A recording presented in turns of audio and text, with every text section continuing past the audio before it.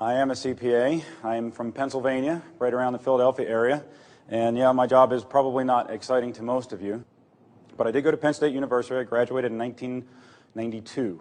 I stand on very tall shoulders. There's a few people in this room that I have learned tremendous amounts of information from. One of those men is not here, is Tom Schauf. He's a CPA out of Arizona. He's got a couple books that he puts out on the internet that he produces on his own. You won't find him in the bookstore. And there's a real reason why you won't find him in the bookstore. I spent 4 years in public accounting, auditing nonprofit institutions, auditing manufacturers, service companies, preparing financial statements, all that kind of good stuff that most of you don't want to have anything to do with. I spent 4 of my 10 years out in my career in the real estate industry, in a real estate management company that handles apartments and homes that people want to rent out. The last 2 years I've been out on my own, helping people with IRS matters. Primarily that's what I do. I help people with IRS matters, and I help people with banking issues, credit card problems, and mortgages and the like, doing some estate planning and things like that. I brought my license. So if anybody wants to verify who I am, you can come up and you take a look at this at the end, or I'll put it out on the table or whatever. It has my license number. You can call the Secretary of State of Pennsylvania. You can verify that I am who I say I am. I'm a member in good standing of 2 of the societies up in Pennsylvania. I believe in Scripture cover to cover. I have a Creator that made all of this, and that's who I have to answer to. So whether you believe me or not, I don't really care. I'm not here to convince you. I'm not here to sell you. I'm going to deal with banking, and that's all I'm going to talk about, banking and credit cards and debt and money, basically money today. Okay. What's money? Means of exchange. Everybody understand what that is? Something for something. Quid pro quo. Nice Latin. Okay. What else is money? What is money?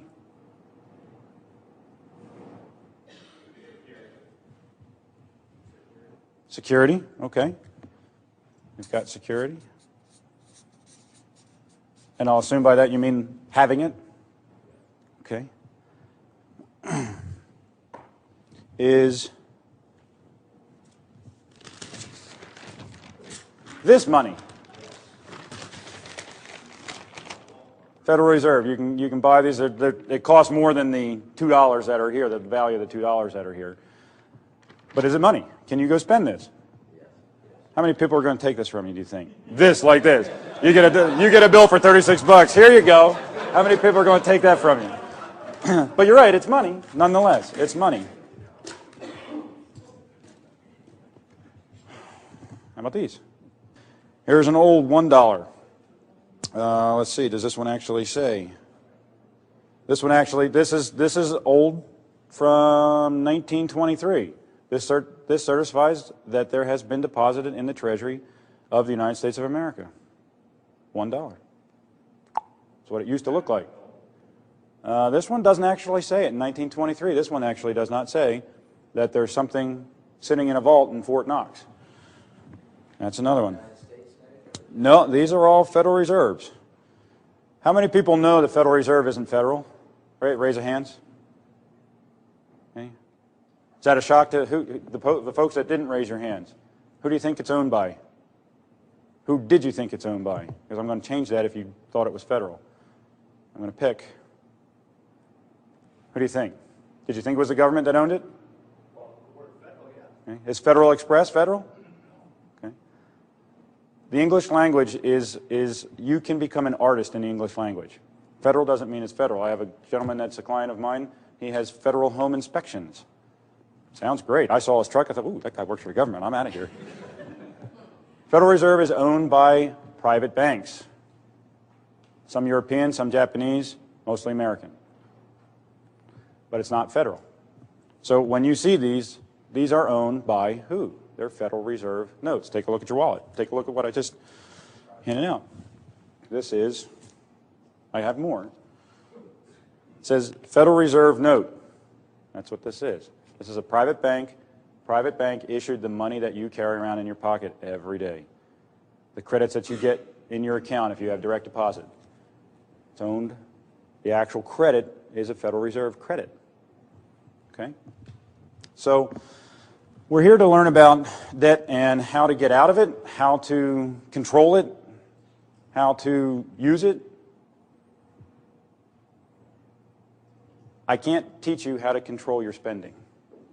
I cannot give you legal advice. I am not an attorney. Anything I say here is just for your use, however you see fit. Spending money can be very easy. I've done it very well. But what is money? How do you control it? How do you use it? The best answer and the most generic answer is this. It's a medium of exchange. But that is so vague that most people don't think about it. They don't understand what that means. What is a medium of exchange? Two people have had to have come together to agree what that exchange is going to be, what that medium is going to be.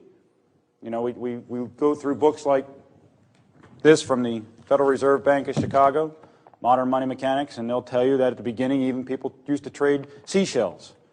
You'd go to the seashore, you go pick them up, and you come back and you'd exchange what you needed, what they used in World War II. My dad participated in that fine event. Cigarettes. That was a hot commodity. American cigarettes. They use them in prison today. Cigarettes are something that they're worth their weight in gold and more.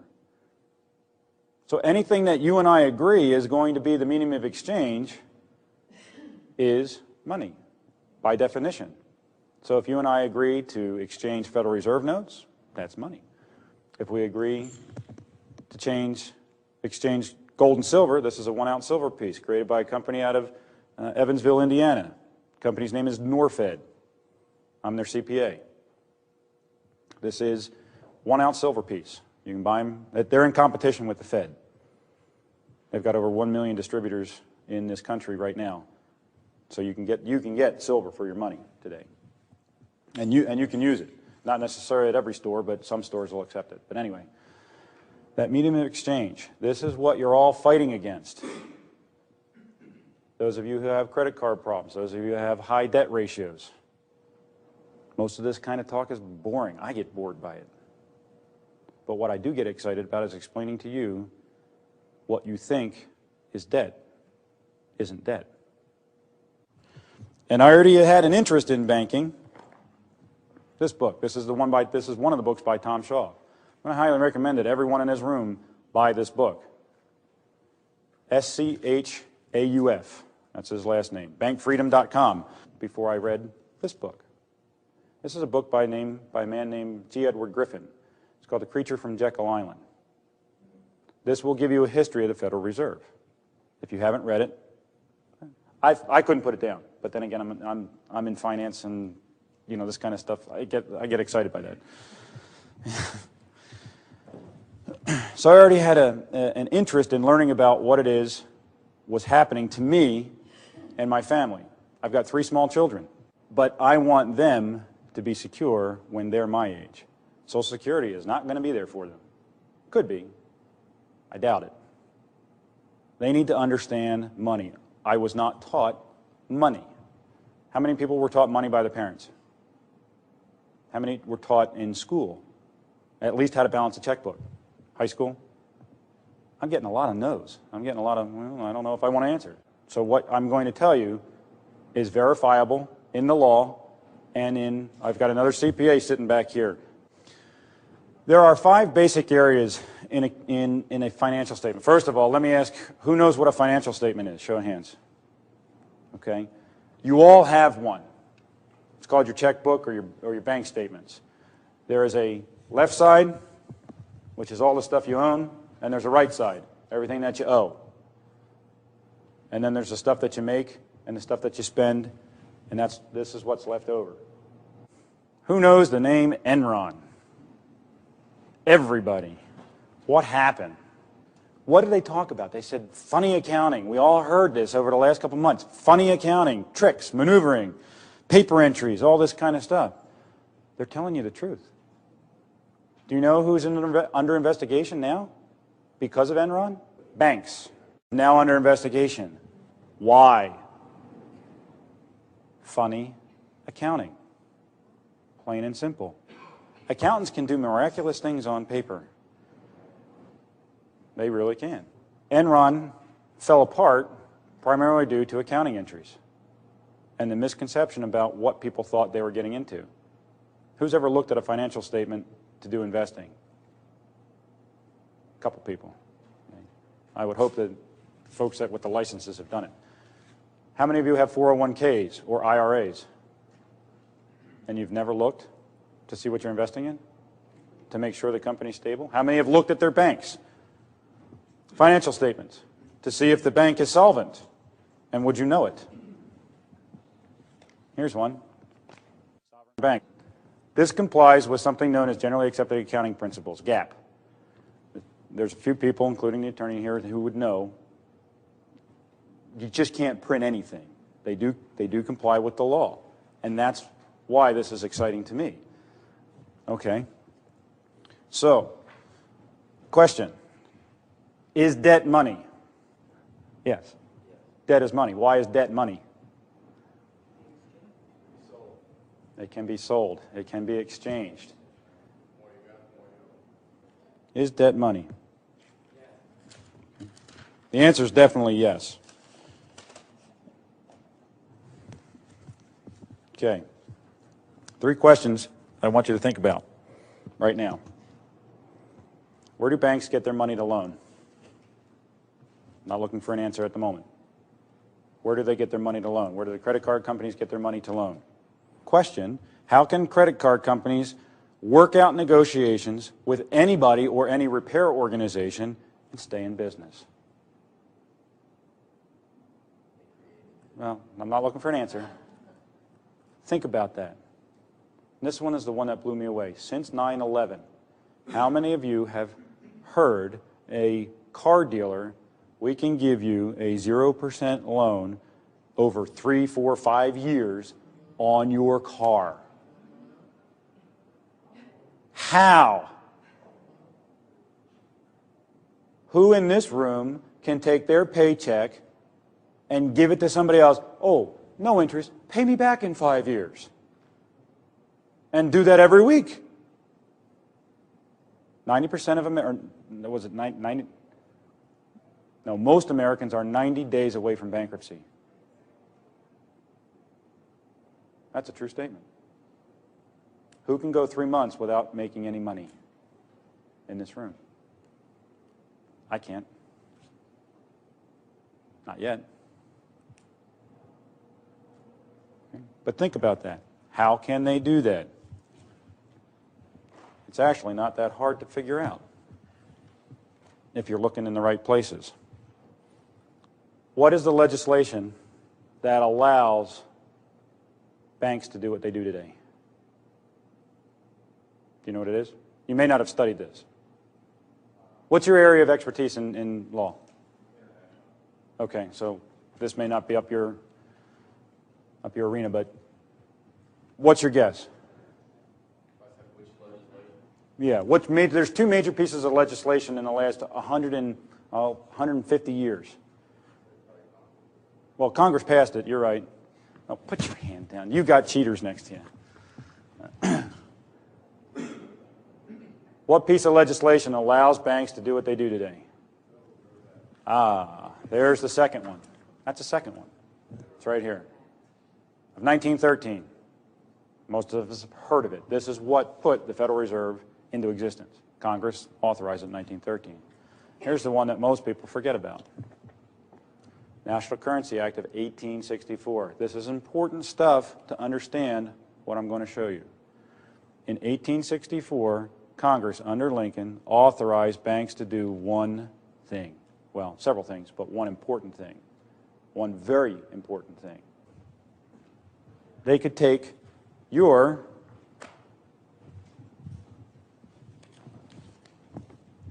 promissory note. This is one I just printed out on my computer. It's an official legal document. If I wanted to sign it, put your names on it, I could owe you $100,000 if you'd take it. But it's a promissory note. It allowed the banks to take your promissory note and go, we've opened up an account for you. And it allowed them to create money out of your debt. In 1913, the act was appended with the Federal Reserve Act.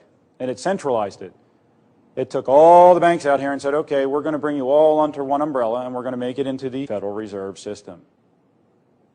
So that most banks today belong to either the Federal Reserve or the FDIC.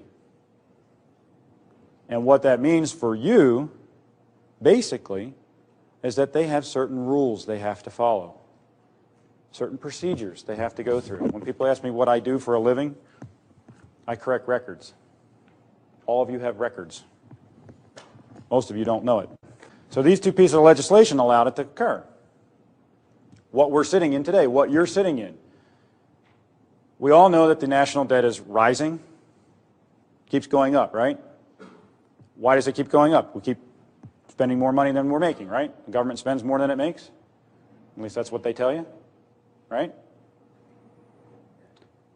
If the Federal Reserve gets to print the money, which they do, the government goes and says, we need X amount of dollars. We need $1 billion. What did Bush just put in circulation? 300 billion? Yes, 300 billion brand new dollars just went into circulation for education. Where did he get it from? They took out bonds, gave them over to the Fed. Fed printed up $300 billion. Out the door it goes. Okay, so if they created principal of 300 goes from, if I want to create $300 billion and I say to you, let me create it with you, you do it for me, and then give it back to me, but now I got to pay them interest. That's what happens. Me as the government, I go to my banker and I say, Mr. Banker, I need 300 billion new dollars. I ask him to create it. He does. He gives it back to me as a loan, and now I got to pay that 300 billion plus interest. How am I going to do that? I can't, because we didn't print up enough money in order for me to pay back the interest. So I got to go back to him and say, well, you know what? Oh, I forgot. Sorry. I need another 100 million to pay your interest this year. Now I'm 3,100 million in debt. But I at least paid the interest off on the 300 billion for at least 1 year. Sounds crazy. It sounds stupid. Who in this room would like me to create money for you and lend it back to you, and then you have to pay me the interest yet? But I didn't give enough money for that yet. You got to borrow more for me to do it. Any takers? Real quick, accounting 101. You have the left side, your left, and you have the right side. I'm going to mess this up because I'm backwards. On your left side, you have your assets. Your checks, your not your checks, but your cash accounts, your home, your car, your stuff. On your right side, you owe on the mortgage, you owe on the car loan, you owe on the credit card, you owe your neighbor, whoever it is. You owe it over here. The difference between the two is what you call your equity. We've all probably, who's got a mortgage? 85% of the room raise their hands. Okay. You have the price of your house, you have what you paid off, the difference is the equity in your home, and you got all sorts of organizations out there, oh, we'll loan you 150% on your equity. Okay. Sounds crazy. I'd do it in a heartbeat. But that's the difference between what you have and what you owe. For a company, there's two more things. They have their assets, they have their liabilities, they have their equity. And then it's not just for companies, but companies have to show this for the public in the form of these financial statements. Banks have to publish these. Not generally for the public, but out to the Federal Reserve. If they're traded on the stock exchange, yes, you can get them. This bank happens to be traded on a stock exchange. They have two other categories called income and expense. Just from the term, we know what it is. Income is money coming in, expenses is money going out. The difference between these two also goes into this little middle one. Okay? So we have to balance out what comes in with what goes out, with what we own, with what we owe. All that combined is what's left over is equity. We either don't have any and we seem to owe more than we have, or we do have some. Most Americans don't have any. They owe more than they own. Okay, so I'm going to need some volunteers. I'm going to put you up here. These are the people out there working for a living. These guys all want homes. This guy is our builder. He's the guy building and selling the home. This guy's our financier. So we have our three hardworking people for a living.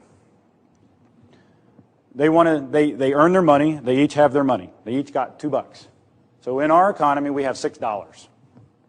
You can pretend it's $6 trillion. You can pretend it's $6 million, whatever. We're going to have $6. They all want to be able to buy goods and services, so what do? They go to their banker, go to your banker, boo, and they deposit the money. Okay.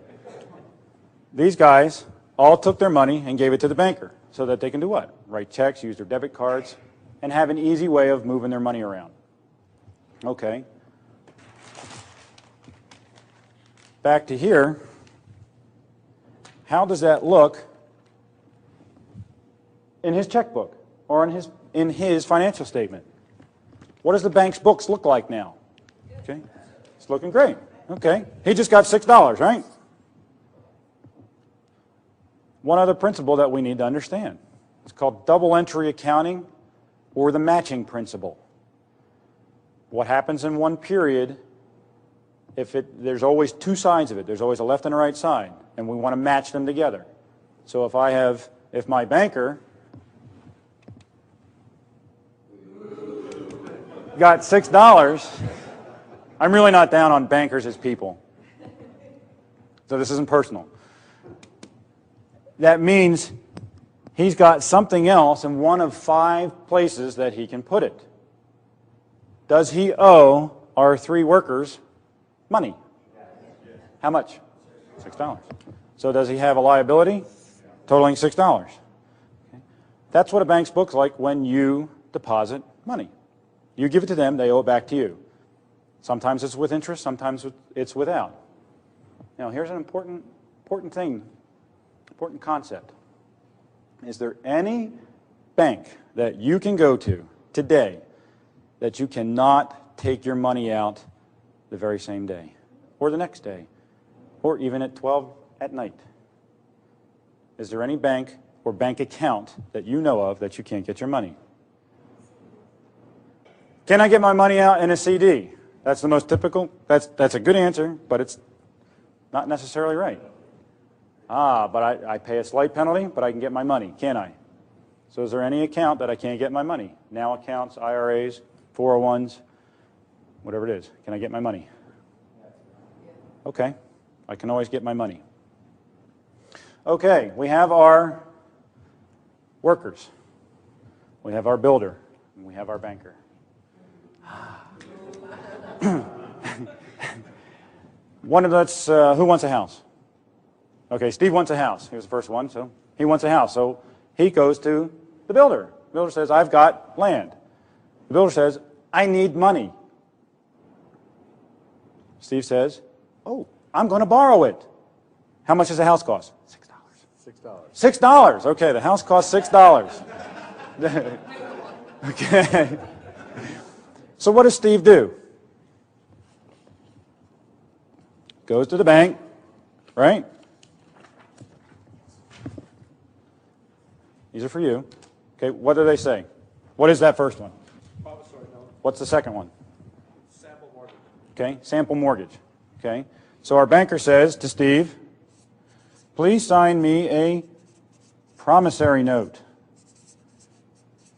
But that's not the only thing I want, because I haven't collateralized this loan yet.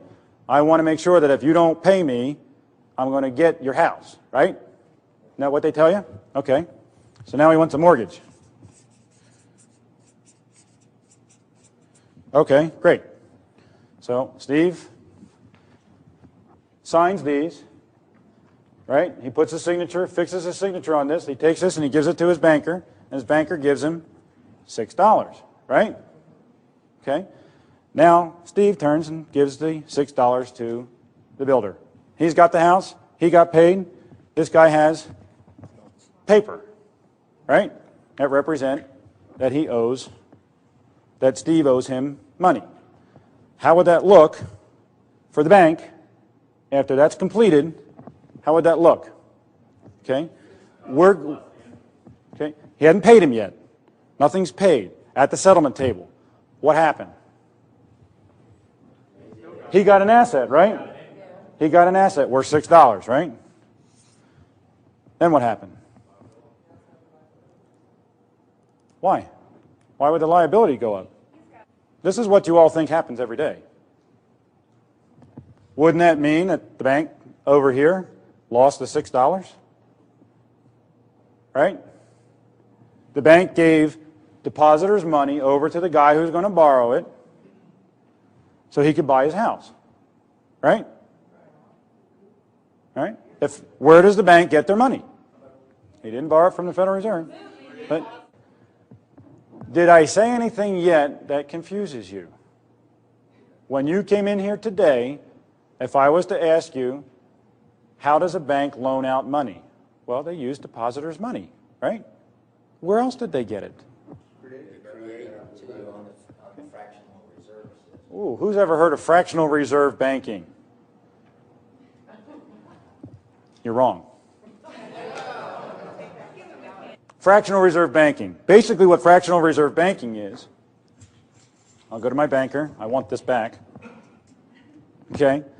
That's the silver piece. What he does, and it's described very nicely in this publication, again, Modern Money Mechanics from the Chicago Federal Reserve. Don't bother writing it down because you cannot get this anymore. They stopped printing it, and for good reason, and I'll show you why in a little bit.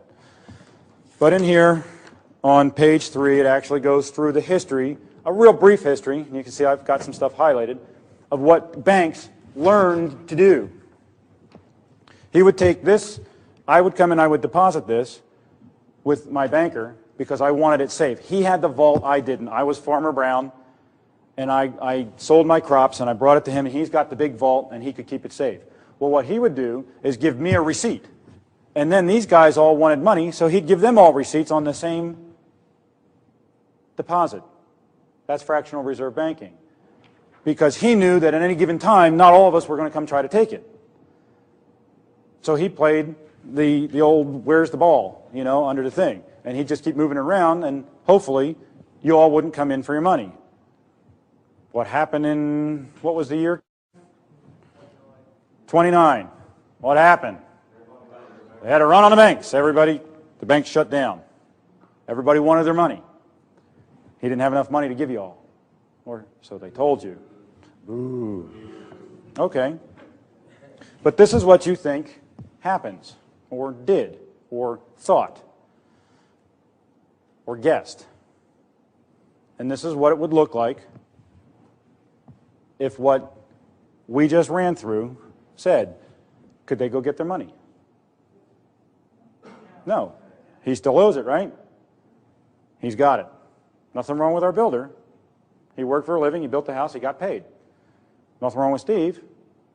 He went to the bank because the bank said he could loan him money. Great. So what did the banker do? What did he really do? Why is this important? This is the biggest scam on the face of the planet. What is this? We have the definition of legal tender over here, or not the definition, but the words come out, legal tender, a promise to pay. On it, it says Federal Reserve note. What's a note? Promissory note.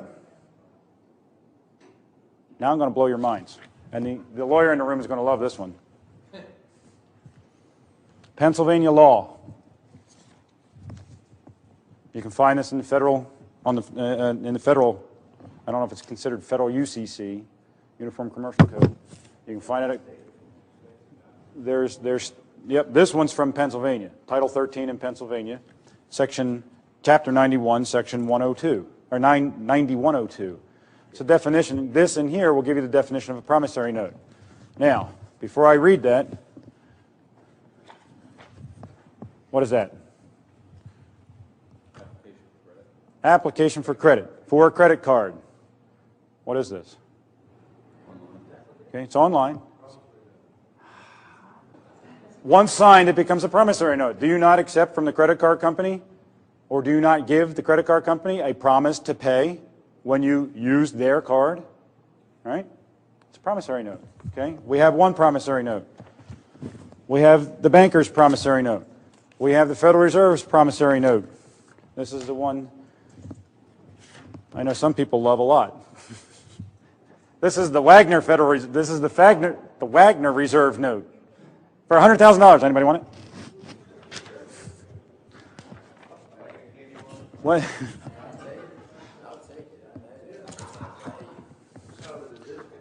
What? What's the difference?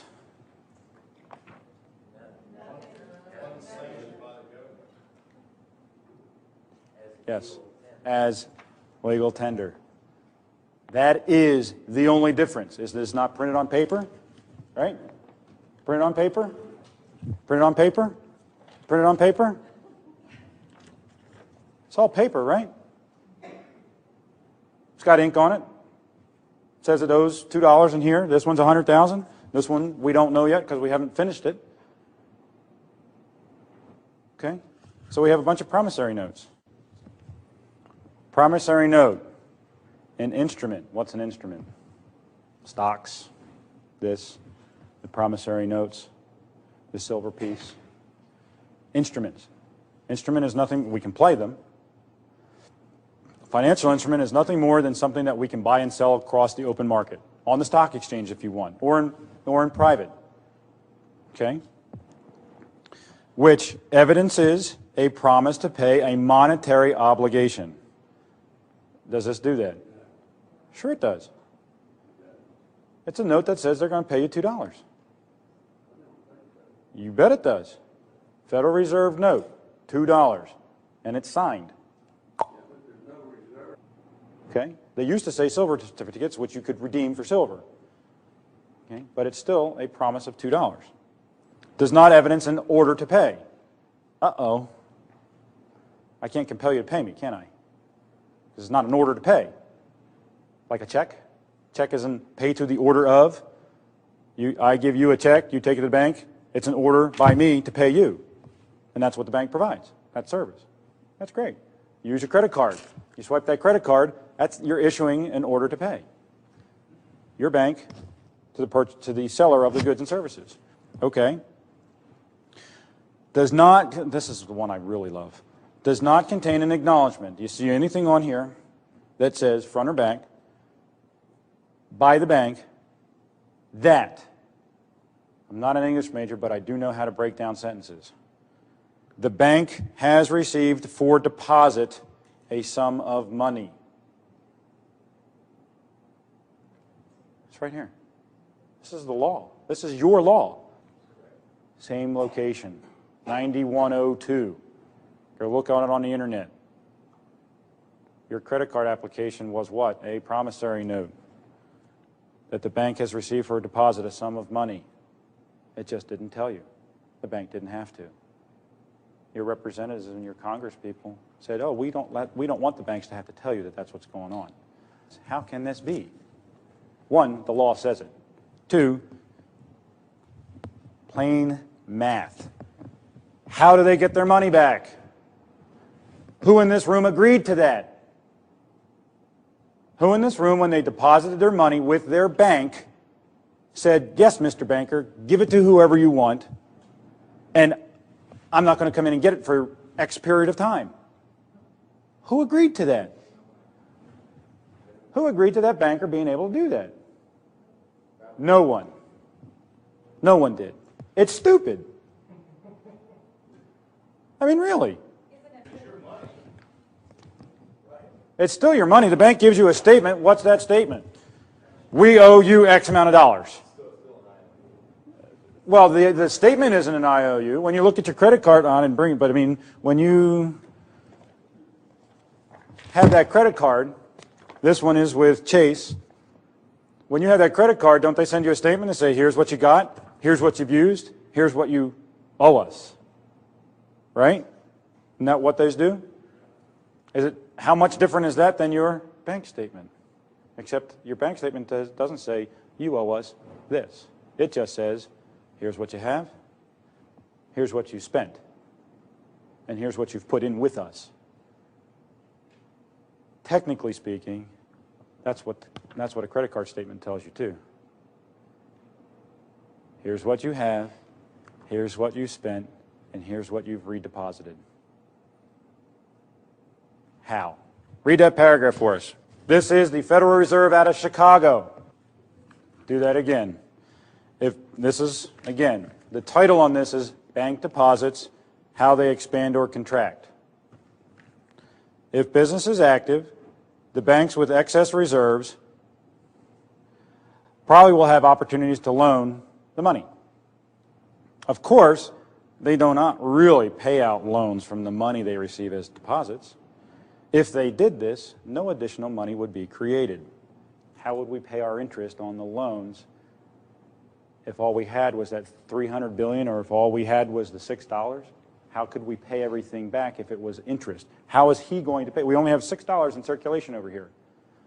How does Steve pay his banker back the $6 plus the interest that he's going to owe if there's only $6 in the economy? Okay. What they do when they make loans is to accept promissory notes, hold that up, in exchange for credits to the borrower's transaction accounts. What's a credit to a borrower's transaction account? Quiet. It's a deposit. What's a deposit to a bank?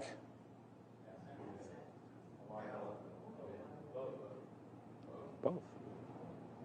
A deposit to a bank is an asset because they got the money, he got the money, but it's also a liability. Okay. So if, when they make loans and they accept the promissory note in exchange for the credit, which represents the $3 or the $6 that went back to Steve, normally you get it in the form of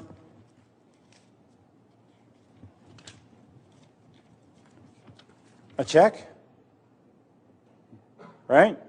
You go get your house or mortgage, or your house or your car, or a line of credit. They give you a bunch of checks. You get a credit card, they just give you a piece of plastic. No different than a check, right? Okay. So what happened? Does this make sense? Did you all agree to this? Remember, is debt money?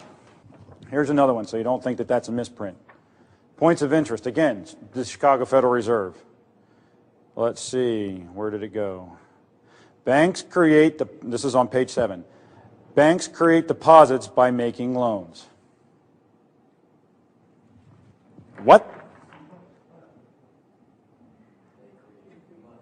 Banks create deposits by making loans.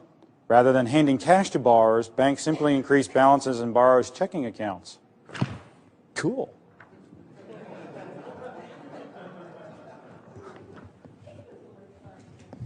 Did I read that wrong? Oh, look, my favorite Federal Reserve Bank, Chicago. Two faces of debt. I didn't know it had two faces. Okay.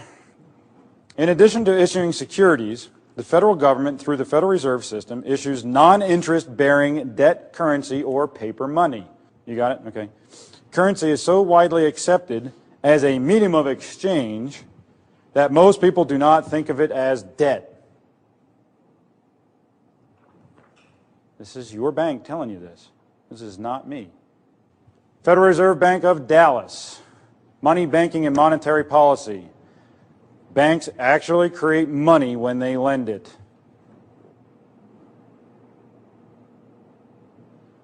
Did you know when you took out your credit card, when you took out your mortgage, when you took out your car loan, that you helped the bank create money? Hold on to it for a second. Because I'm not done with the bank. Federal Reserve Bank of Boston. This one you still can get. Banking basics. Let's see, where do banks get the money to lend? They get it from people who open accounts.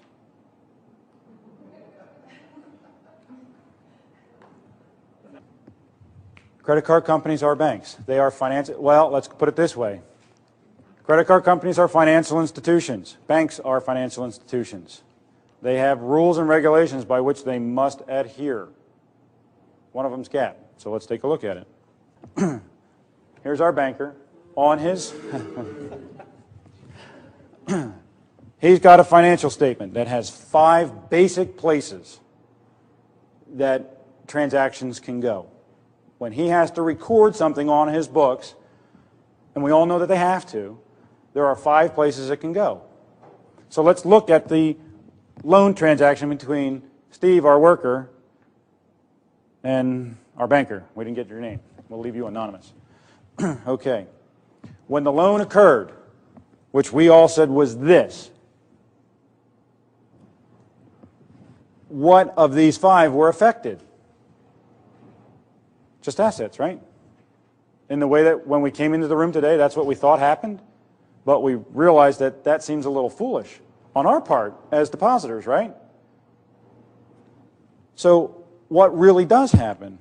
We know that when I came in and I deposit money, that's what it looks like, right?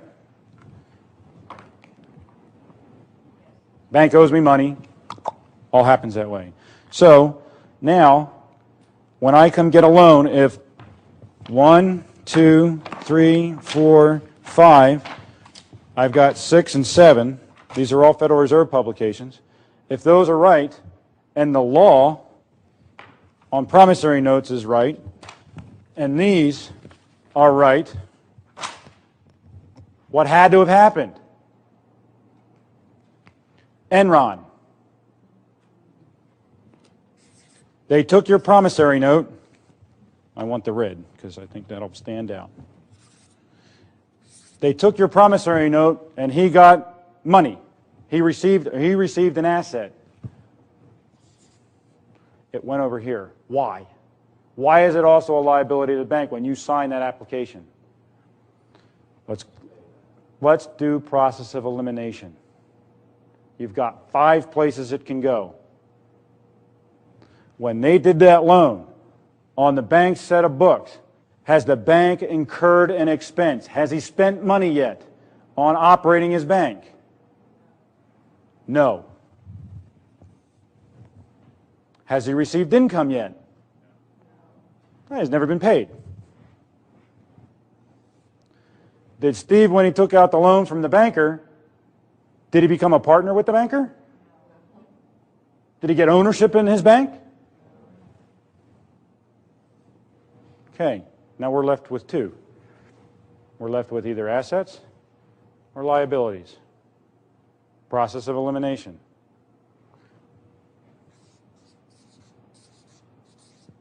GAAP, that's a P. This is what Todd and I went to school for. This is not what they taught us when we got out or while we were in. I'm not going to address this one yet. Let's address assets. Now, we heard where banks get their money, but what would you have said if you hadn't heard that? You would have said other depositors, right? You would have said, well, maybe the bank has investments that it's using, or maybe it's their own capital. They're not allowed to lend you their capital. When a bank starts a bank, in Pennsylvania, you need $4 million. Pennsylvania law specifically says that you are not allowed as a banker to use that money to loan out. You can use it for operations, but you can't loan it out. Okay? Could it be, so they didn't use their equity to fund loans. Could it be investments? Well, sort of. But if he comes in, what's the banker have to do if he's got investments? He's got to turn around and sell them real quick to be able to fund that check that he just gave so he could pay our builder. Is that practical? No, it's certainly not practical. Is it possible? Theoretically, it's possible. But you look at when you look at a balance sheet of a bank, the amount of investments in this particular bank, where'd it go? Comes nowhere near enough to fund all of these loans. I'll find it later. If you want to see it, we'll find it later. It's not investments. Could the bank borrow money from somewhere else to fund to you? Bank's not allowed to lend bank credit, which means bank liabilities. They're not allowed to lend it. Title 12 doesn't allow them. Okay, so guess what? They don't have any assets to lend. What's left? Liabilities. I'm an expert witness in court. I've done this several times. When you take out a loan, here's what really happens. Builder, we need our money back.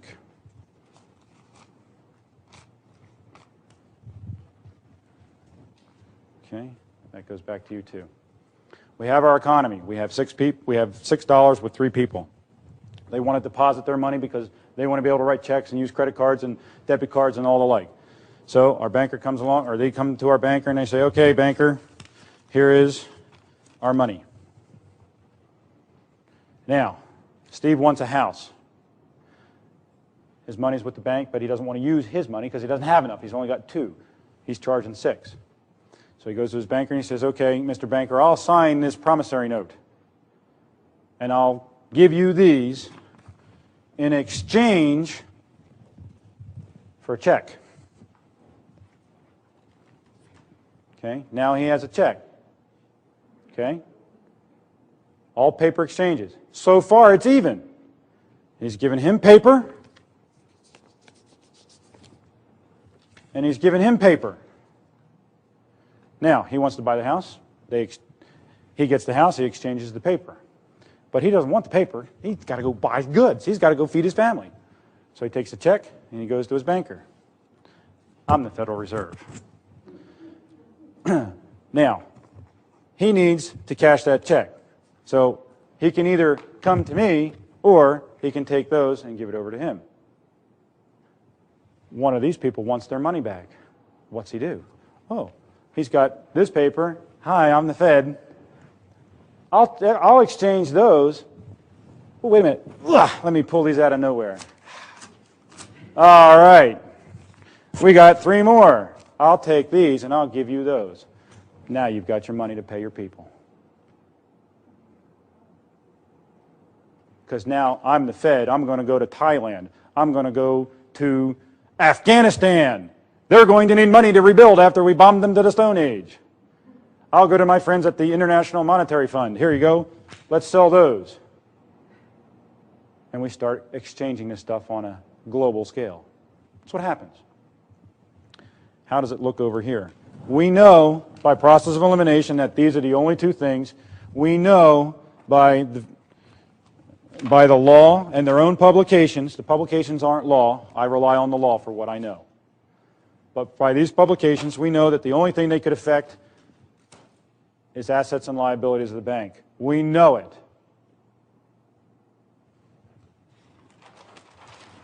So, what happens now when we just put three new notes into circulation? We've eliminated the check because he's cashed the check. The notes are now out anywhere because we've put 3 new Federal Reserves into circulation. So now Steve withdraws his money because he's got to pay his interest. Right? So now he pays his interest. So Mr. Banker still has $4 in deposits, but now he's made at least 2. I'm a CPA. I should have known this. It took him showing me another CPA's book to say, duh. And I read 1 page out of a 200-page book, and I went, that's how it works. Because I had read this book.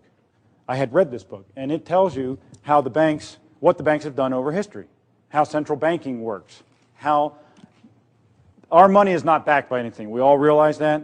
There's no gold and silver at Fort Knox to support our dollars. It's all what we perceive. The government's going to take care of it. This is how they do it. This book alludes to the reality and what really happens. I'm not interested in theory. I want to know how it really works. That's how my brain works. That's how I understand things.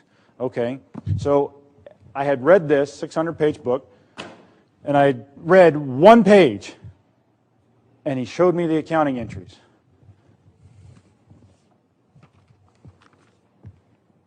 Federal Reserve Bank of Chicago. I love them. They tell you right here. Assets and liabilities. Okay, so the loan transaction. We've got a $6 loan which we have to repay.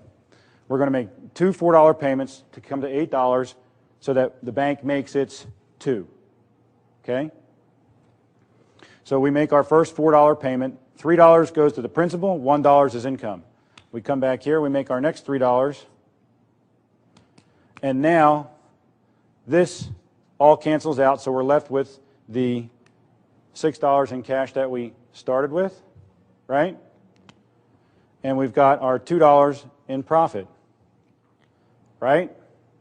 The bank's made $2 so far. We missed a piece.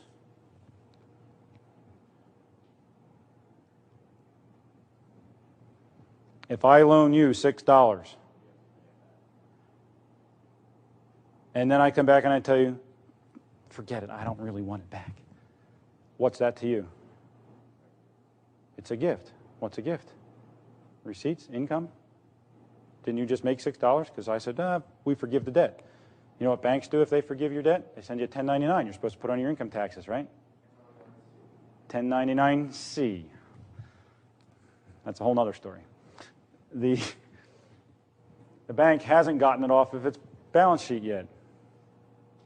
How does the bank get rid of its? How does any of us, if we owe money to somebody and they forgive it, it becomes income to us. So if you, as the borrower, don't know that you were the depositor, do you ever come back for your money? What do you think? No, you don't. You don't know. So guess what the bank gets to do? They have to move it and get rid of it and put it down in income. So on a $6 loan, they just made $8.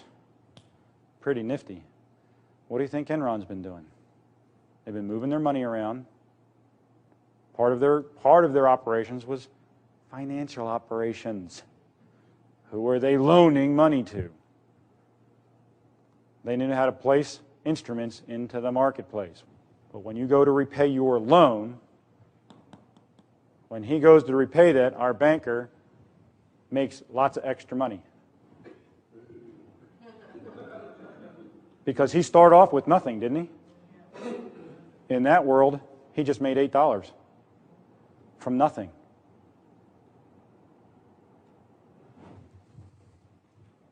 And here it is. Federal Reserve Bank of Chicago has told people since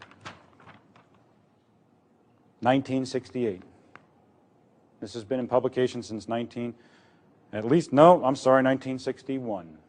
So you've had the last 40 years to figure this out. The question was, I don't understand the $6 transaction, what all happened. He says, I don't understand what happened with this last $6, this part that was up here. Remember, we have, in the loan transaction, the loan is a deposit. Get it through your heads, that's what it is. I don't really care whether you believe it or not, because the bank says that's what they do. The banks have to comply with generally accepted accounting principles. It's the law. It's none of us. It's the Federal Reserve. It's Congress. You felt ripped off before? There is hope. There's a way to do it. I'll tell you that in a second. So what happened? You paid back the 6 plus 2, because our interest was 2 on this fake transaction. So the bank now has 8 from a receivable to actual paid cash. But they had to record something over here. They actually got rid of the 6 here to eliminate this side of it, but they got the cash, and they had 2 down here, right? That makes sense. Okay? They just converted some paper into the actual cash, so that's what's going on here. They take your loan, because you owe it to them. You give them the cash, the 6, plus the 2 in interest. So they now are sitting on $8 cash. 2 of it you think was income, or the perception is. Most accountants, by the way, most CPAs, don't think about this. Now, if they audit banks, that's a whole other ballgame. They are required to know this. I'd never audited a financial institution in my career. I'd love to now. But what's going on here is we've got the matching principle comes back and says, well, if I had this over here and I've got this over here, what's going on? Now our banker still owes somebody $6. He's got to pay it back. But guess what? He never does. Because you don't know it's your money. Did you know that when you did this credit card application that you deposited whatever value they gave you? Of course not.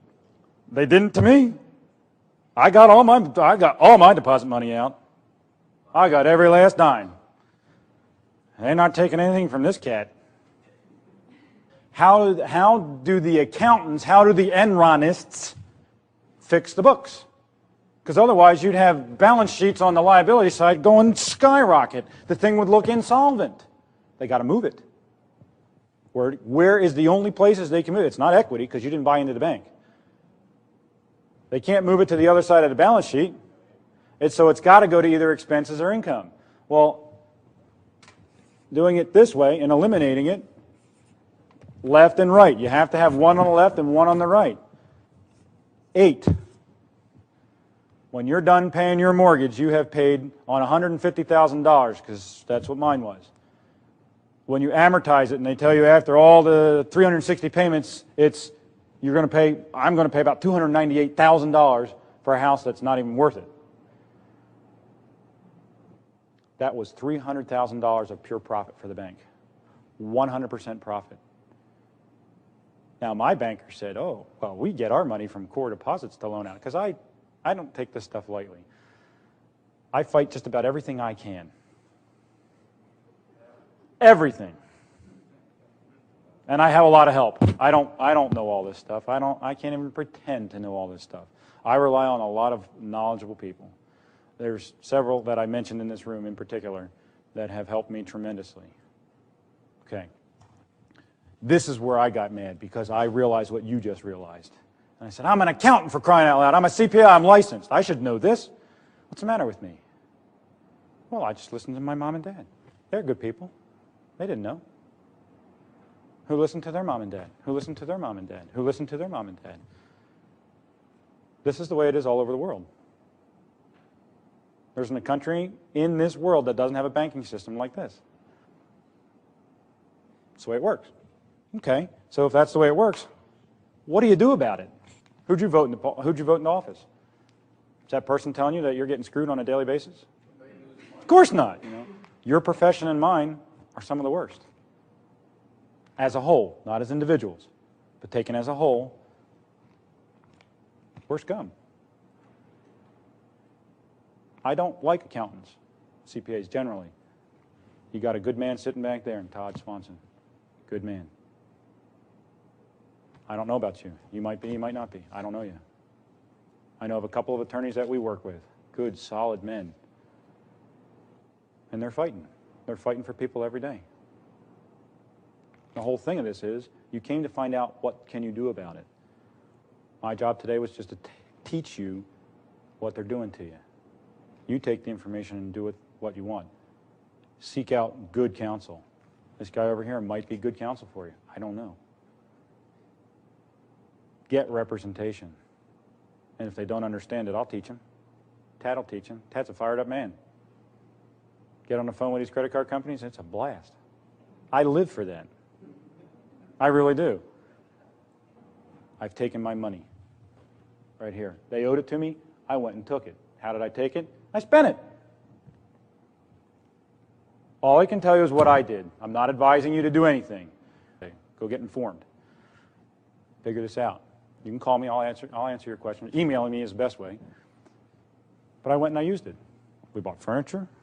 We bought groceries. We bought our stuff for our kids.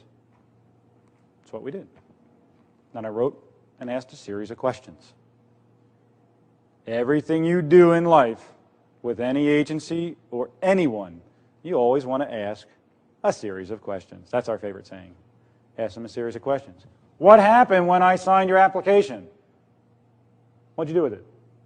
Did we exchange it? Well, UCC says we did. I gave you a promissory note. I don't care if you called it an application, because you took my signature and my promise to pay, and by law deposited, and by law you didn't have to tell me. But I'm asking now.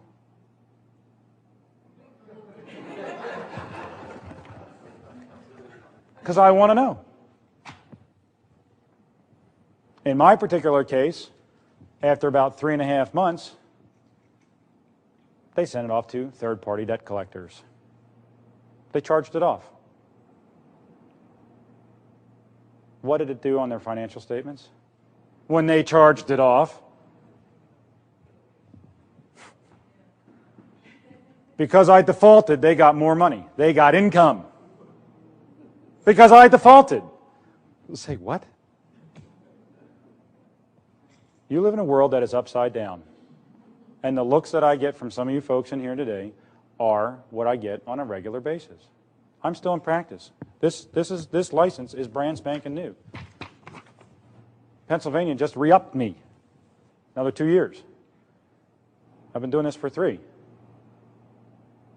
They're almost every, I don't know if it's every congressperson at this point, but I'd venture to say 85% of them know who I am. They know my name. They don't know who I am, but they at least know my name. Because I don't want to be a public hero. I'm not looking to be, I'm not looking to be George Washington. I don't want to be. I represent my clients. And to do that, I get Congress involved. I get your representative involved, especially when it comes to the IRS. I want to put pressure where I can. When it comes to this stuff, who do you deal with? You deal with the banks. So when the third-party debt collector started calling me, Title 15 is your best friend. This Title 15 has the Fair Debt Collection Practices Act. Who's heard of that? Okay. Go read 1692 at SEC. Beautiful piece of legislation. That's United States Code 15, Title 15. 15 U.S.C. 1692. Read it. Go out to Cornell Law and read it. It's not that big. But what it tells you is you don't ever have to pay a third-party debt collector. That's the bottom line. 15 U.S.C. 1692. Because there's one thing you can do with a third-party debt collector. It's called verification. You're entitled to send them, when they send you a notice for, you owe us money. We've been hired by NextCard. We've been hired by Bank of America. We've been hired by MBNA. You owe us money. Since when did you sign a contract with, let's see, who did I deal with? Oh, I love the law firm. I got a call from a law firm. I got a letter from a law firm out of New York. And I wrote him back, and I said, verify that I owe you money. Otherwise, I'm coming after your butt. This is a fun fight. So they sent, you know what they sent back to me, this was on one of my cards, they sent back to me 7 years worth of copies of my monthly statement. And I laughed. I did just that. I said, these guys got to be kidding. I sent it back. I said, it's a shame. You might want to go get good counsel that I have to teach you your job. Send me verification. What'd they do? They sent it back. 7 years. Same thing. What did I do next? Nothing. I let them call me. They called me. I have a guy that works in my office. This was the first day on the job. 8:30 in the morning, these people called my office. And I chewed them a new rear end like it was nobody's business. I woke up my entire house. My head was as red as your dress. I was fuming. And then I sent a letter and memorialized what took place. And then I sent him a bill. I charged him $7,500 for wasting my time. Because under 1692, I can. Because I'm a professional. I had to waste my professional time. Seek professional help with this stuff, though. You can do it on your own, but get good counsel. They're gone. They haven't bothered me. I'm about ready to sue them. They haven't paid me yet. I sent out another bill to another third-party debt collector, and they didn't respond. So after it's been about 45 days, I sent them another bill. These idiots actually called me and said, "What's this bill for? We don't even have you as an account." And I said, "Oh, well, let me tell you what happened. You sent me a letter. I asked you for verification. Then you called me. Under strict orders, by law, if you tell a third-party debt collector not to call you, not to email you, not to fax you, they have to abide by it, but they can't write you." They called me after I told them not to, and after I asked them for verification, which they never provided. So I wrote them a letter and a bill, and I charged them $2,500. And then they called me back and they says, "Why did you send us this bill?" And I explained to them, "You violated Title 15. You better pay me. Otherwise, I will seek all appropriate remedies under law. And when they don't pay me, I will be able to file suit." It's that simple. This is not an easy fight. Anything that you do that's against the norm is not an easy fight. We got an attorney in here. He'll tell you. International law is probably some of the toughest stuff. I don't owe a third-party debt collector a dime. Never can. Yeah, oh yeah. I quote statute. I quote Title 15. They've got to verify. Verification, when you go, it's not defined in Title 15. So go to a law dictionary. I happen to go to Black's Law 6th edition. I'd recommend using Black's Law 4th edition. If you can get it, use that. The banks are very good at it, because what you think is a loan is a deposit. They've changed the definition on you. What was the one just the other day that changed?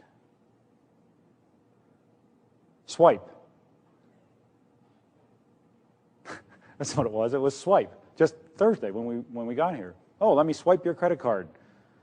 What did it mean to swipe something 50 years ago? You stole it. But now they swipe it. Well, that's what I said. I said, boy, there's a definition that changed. And I went, you know what? No, it hasn't. Because they just took your money. They took your money out of your account when they swiped it. And they really did, because they stole it from you, and you didn't, because you didn't know it was your money. You thought you borrowed it. So did it really change? English language is amazing. So in any event, I'll be here to answer some questions. That's my education and background. That's what I can tell you about what's happening to you every day.